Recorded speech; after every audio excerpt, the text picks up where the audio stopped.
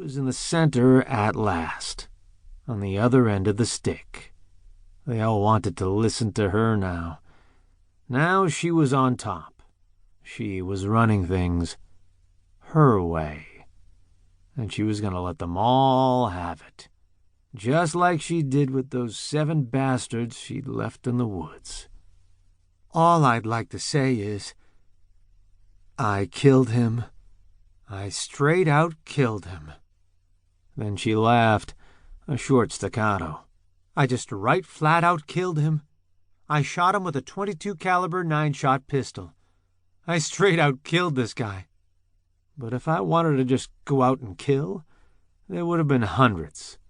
You see, everyone had taken off for Saudi Arabia, all my regulars, and I had no customers, and I had to get strangers. I'm not a man-hating lesbian who only killed to rob to kill. This is a downright fabrication, full of fairy tales and very far from the truth, all for a fast buck. A sick and vile made-up horror flick these law enforcement officers have created. They've already set it up for a real profound box office hit. I'm fed up with their slanders, libels, just so the public would hate my guts for their multi-million-dollar movie deal. Trust me, this movie is a lie.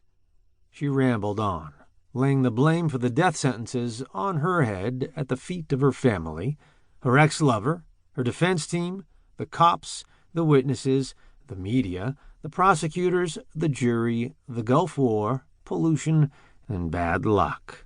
Before I'm strapped in the electric chair, please listen, for I am speaking the truth.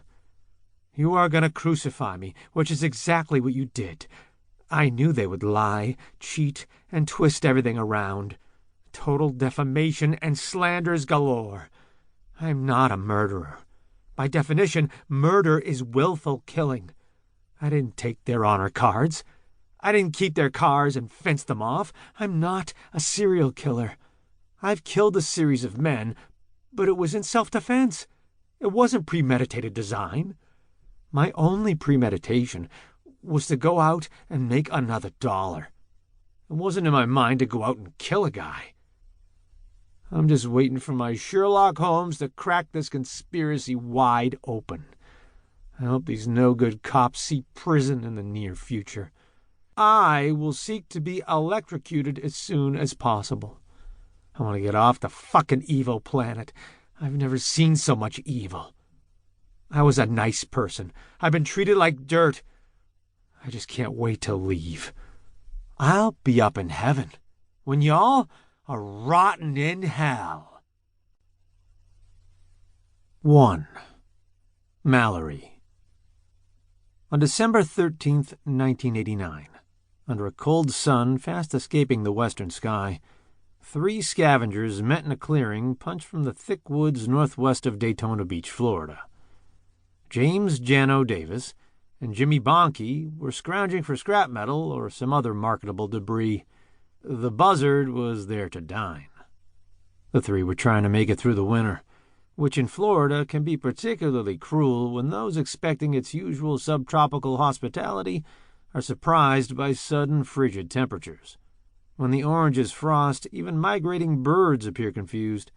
Unprepared for Arctic nights among the palms, they either wing it farther down the peninsula in hopes of warmth, or simply shiver in Kmart parking lots, chirping for a handout. The black vulture cocked its raw head toward the intruders as they high-stepped through shards of ruined sheetrock, ghost-ridden mattresses, and eviscerated appliances. Fear overran the bird's hunger as it spread its mite-ridden wings and beat a retreat from the dirty red carpet runner shrouding its meal. Bonke and Davis cringed as the septic stench of decay flared through the clearing.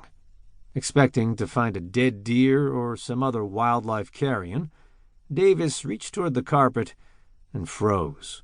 Protruding from the remnant was a blackened, crab-fingered human hand. 20 minutes after the call came in to the Volusia County Sheriff's Office, Major Case Unit Investigator Larry Horzeppa bumped his Ford along the rutted trail squirreling off US 1, less than a half mile from Interstate 95, and through the